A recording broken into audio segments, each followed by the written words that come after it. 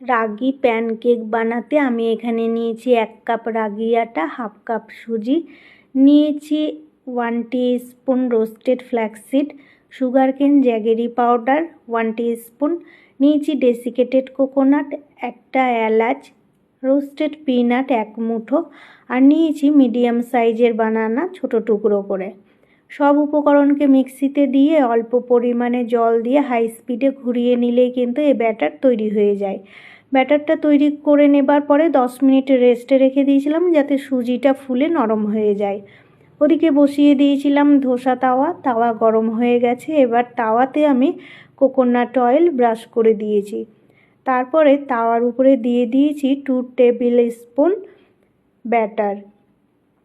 এক পিঠ ভালোভাবে সেঁকা হয়ে গেলে আস্তে করে উল্টে দিয়ে উল্টো পিঠও ভালো করে সেঁকে নিয়েছি।